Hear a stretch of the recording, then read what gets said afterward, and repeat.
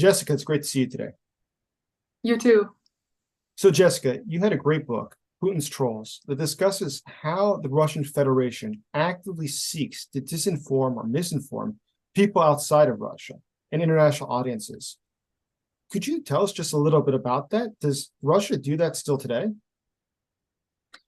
Yes, definitely. And it is ongoing on a 24/7 basis, and it's international, and it's happening in so many different languages. And you know what? The worst thing is that I'm afraid that we don't even know where they are attacking right now, and we don't have the tools of finding out of the impact of their operations, nor help the victims of the ongoing Kremlin's information warfare. What makes you think it's connected to the Russian intelligence services?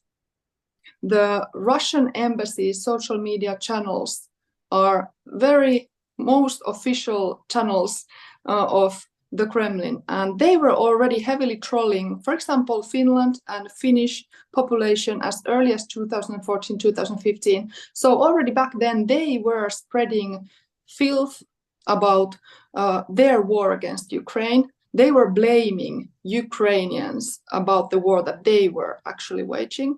They were also spreading troll accounts material. And I'm talking about Russian embassy's Twitter account and also Russian embassy's Facebook account in Finnish language, in which they were spreading, for example, humorous videos about Russia occupying Finland, my home country. In your investigations into all this, Russia must not be very happy with you. Have you ever faced attacks yourself? I have been, for example, receiving personal messages from a guy, a Finnish national originally, but who has been representative of the Kremlin's infamous Russian Institute of Strategic Studies, which is actually run by Russian intelligence service officers who are appointed by Putin himself, and which is, according to Reuters reporting, actually in charge of designing the whole trolling and fake news operations against United States elections 2016 in order to push Trump as the president. So Guy, working for this place or representing this place, has been ongoingly trying to manipulate me to basically trying to form this sickening, perverse relationship with me, trying to lure me to trust him, while simultaneously spreading fake information about myself to the Russian media.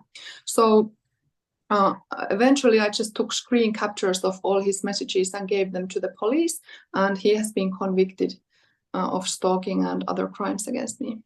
After the 2016 elections in the United States, when President Trump came to power, there was a huge investigation, as you know, into whether or not Russia tried to influence America's elections through the use of other things such as disinformation and trolls and bots. Do you think that Russia is active now, also trying to influence elections, or have we been able to curtail that? Has Twitter, Facebook, and the others put in enough stops to make sure that doesn't happen again? Oh my goodness, the social media companies are enablers of these trolls. They also operate with Russian money. They are being paid by these trolls who do not even, the Russian trolls don't always pay in rubles. So it's pretty much open to anyone who wants to set up a Russian troll account, pushing all kinds of extremists, crazies, as not just the president of United States, but also as the presidents and leaders and top politicians in all of those target countries that Russia and Kremlin views important enough.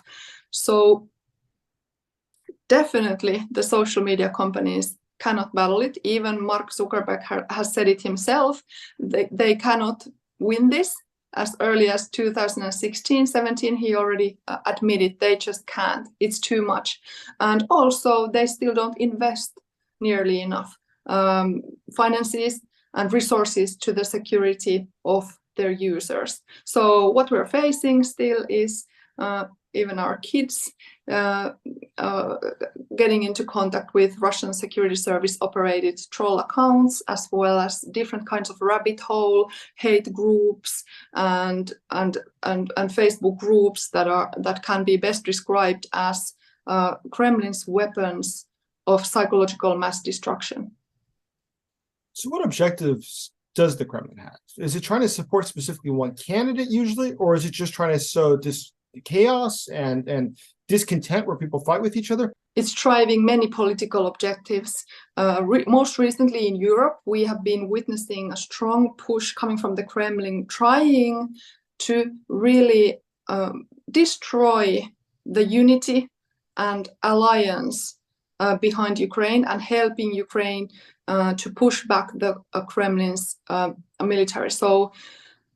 But that's only one of the many. Mostly it wants to spread chaos. It wants to organize governments who are willing to cooperate with it. But also in places like Africa, it is pushing Wagner slash Redut slash convoy Russian troops to replace the traditional European or Western troops or even the UN peacekeeping troops. So those military objectives are super important, but there are others not so easily spotted that are directed to just, for example, let's say people who are thinking whether to take the COVID vaccine or not, or they have been super active, what I've been looking into recently, in trying to target African Americans in United States. So that is one especially interesting target group.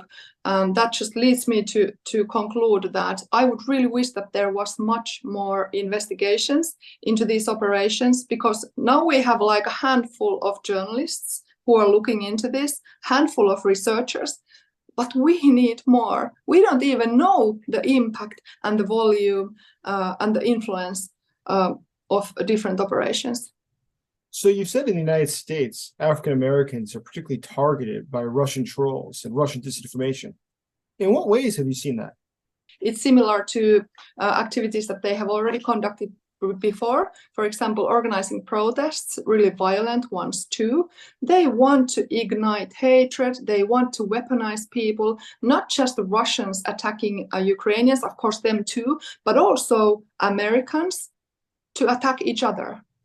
Europeans attacking each other. They really want to incite conflicts, even wars within territories of Western countries. They would love to see Western countries on fire.